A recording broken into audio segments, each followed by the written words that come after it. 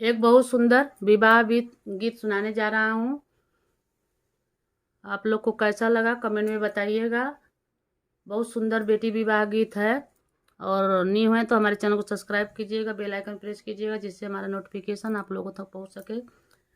और ज़्यादा से ज़्यादा हमारे वीडियो को शेयर कीजिएगा आप लोग। तो चलिए मैं सुनाती हूँ विवाह गीत। अपने महलिया से बोले ला बाबा, ई कवन रीत रिवाज। अपने महल से बोल बेटी के बाबा, कवन बनल बरिवाज। अपनी महलिया से बोलली माता, मोर बेटी भैली पराय। अपनी महलिया से बोलली माता, मोर बेटी भैली पराय। अपनी महली से बोलेला राजा दशरथ, सुना रानी राजा हमार। अपनी महल से बोलेला राजा दशरथ, सुना रानी राजा हमार। के ना मोर बेटी के चोटी पाटी गछी है, के ना करी है सोर हो सिंगार।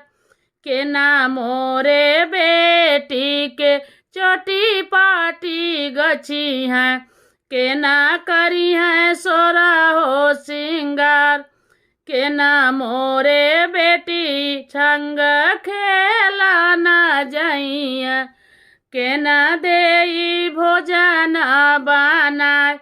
के ना मोरे बेटी संग खेला न जाई है, के ना देई भोजन बनाए।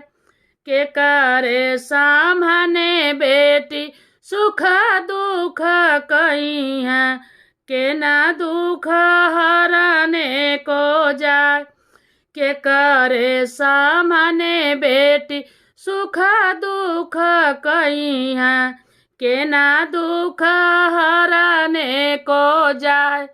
नाउन बेटी के चोटी पाटी गछी है, बारी न सोला हो सिंगार।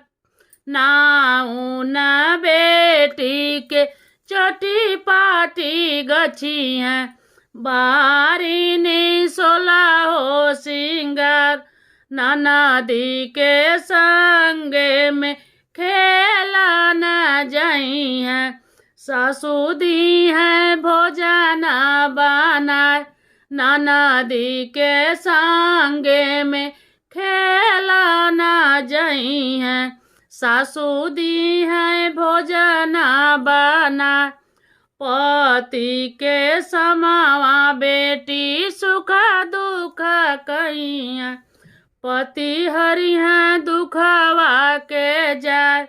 पति के सामनवा बेटी सुख दुख कही है, पति दुख हरने को जाए। अपने महल से बोल बेटी के बाबा, कवन बनल रीत रिवाज।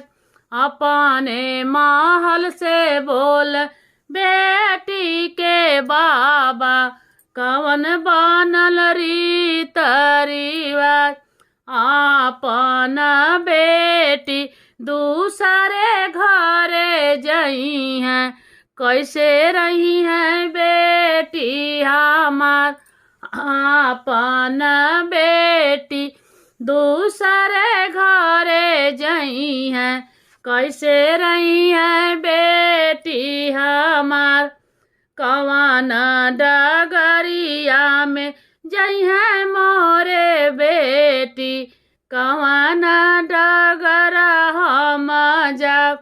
कवन डगरिया में जई है मोरे बेटी, कवन डगर हम जब। अपने महल से बोल बेटी के बाबा, कौन हुए रीत रिवाज। कैसा लगा हमारा विवाह का गीत आप लोग कमेंट में बताइएगा। फिर मिलते हैं नेक्स्ट वीडियो में। जय सीताराम।